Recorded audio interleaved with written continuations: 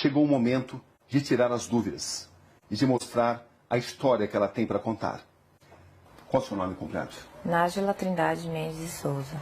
E quem é a Nájila Trindade Mendes de Souza?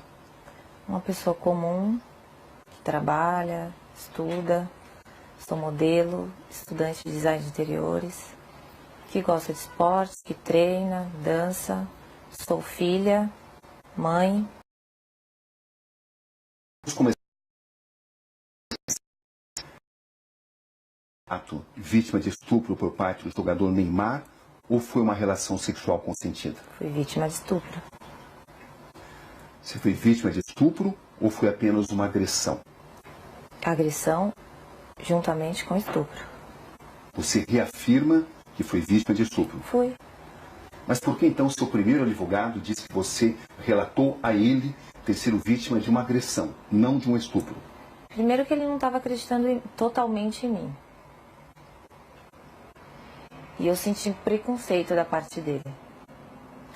Porque ele disse pra mim que...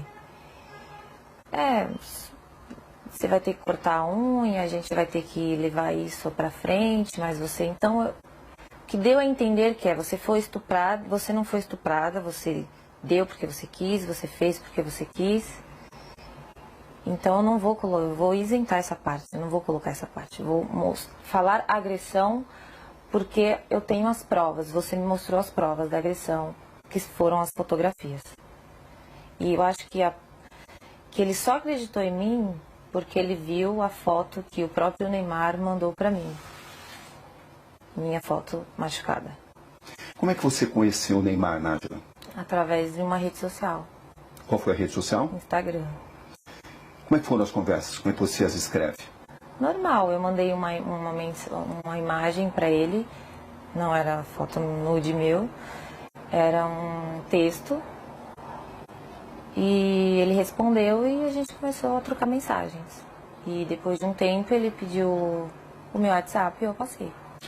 O próprio Neymar divulgou alguns trechos onde aparecem conversas de cunho sexual. Uhum. Quando é que essas conversas começaram? Naquele momento. Do WhatsApp. E você tinha ciência de que uma relação sexual poderia acontecer? Sim, era o meu intuito era esse. Era o seu intuito? O meu intuito era ter uma relação sexual com ele. Desde quando você passou a pensar dessa forma? Quando eu comecei a falar com ele. Em que situação você viajou para Paris para encontrar o Neymar? Não entendi. Quem pagou a passagem? Ele. Ele pagou. E as suas despesas, quem pagou? Ele, do hotel. Isso ficou claro desde o início?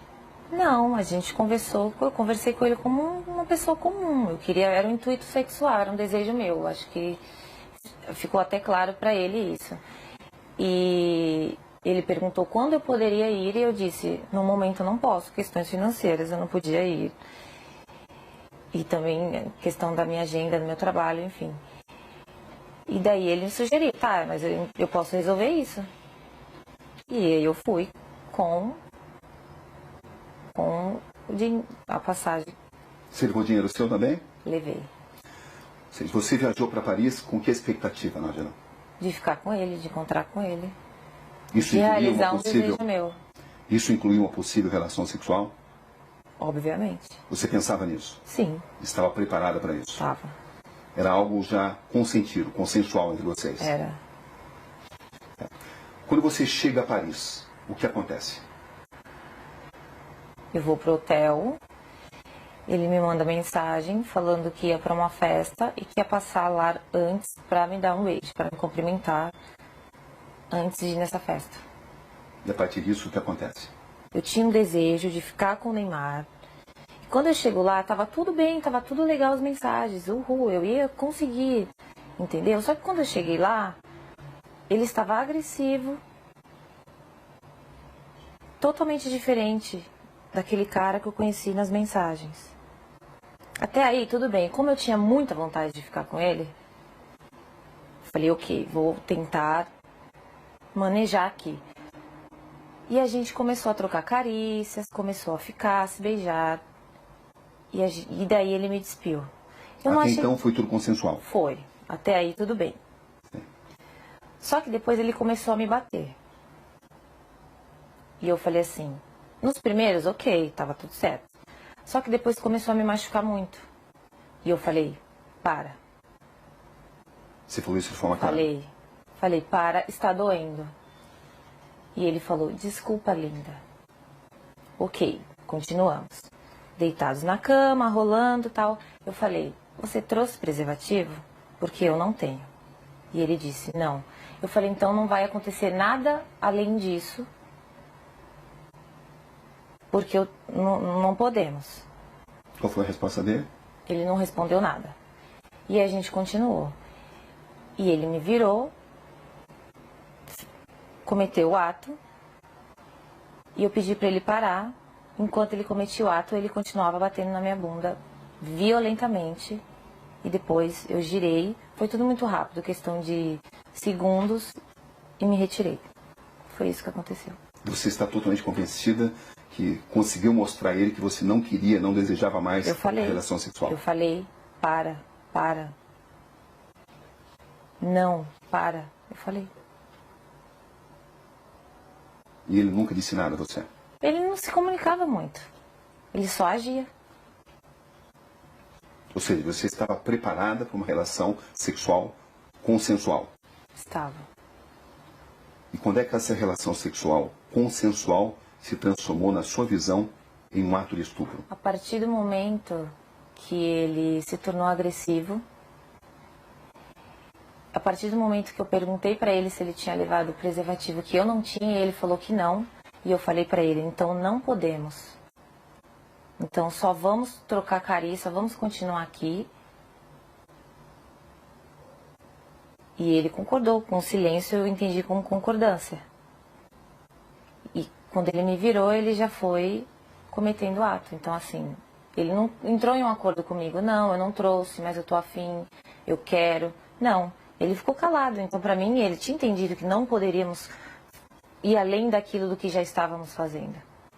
Ele te obrigou a manter relação sexual? A partir do momento que ele me segurou violentamente me batendo, ele estava me obrigando a ficar ali naquele lugar. Sem uso de preservativo? Sem uso de preservativo. Foi assim que aconteceu a relação sexual? Foi assim que aconteceu. Depois, quando eu saí da cama, quando eu me levantei e fui pro banheiro, eu fiquei, não acreditei, foi tipo uma decepção. E eu fiquei estarrecida, então assim, eu não consegui falar nada pra ele. Não consegui xingar, não consegui chorar, não consegui falar nada. Eu só fiquei em estado de choque, assim. E depois ele levantou, foi pro banheiro, e quando ele entrou por uma porta, eu saí por outra. Você manteve várias mensagens com o Neymar, mesmo depois desse acontecimento, no dia 15? Mantive. Por que você continuou conversando com alguém que a estuprou? Porque primeiro que eu tive que assimilar tudo. Todo o acontecimento. E quando ele saiu do quarto, e eu comecei a entender tudo o que tinha acontecido comigo, e como ele foi estúpido, como ele foi ruim, como ele me violou e me violentou, eu quis fazer justiça.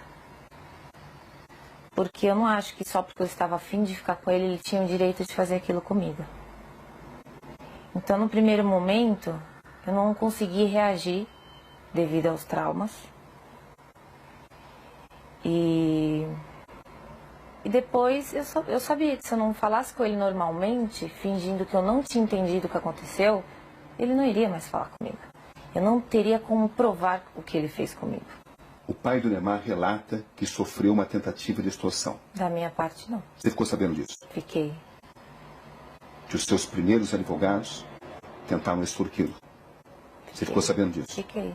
E eu comecei a desconfiar disso no momento que ele não deixava dar queixa.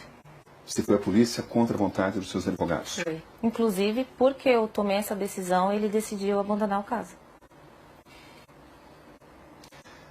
Você tinha conhecimento de que tinha sido pedido uma indenização ao Neymar e ao pai dele? Não. Advogados dele, que era para falar, levar até eles o que estava acontecendo. Entendeu? Você tinha expectativa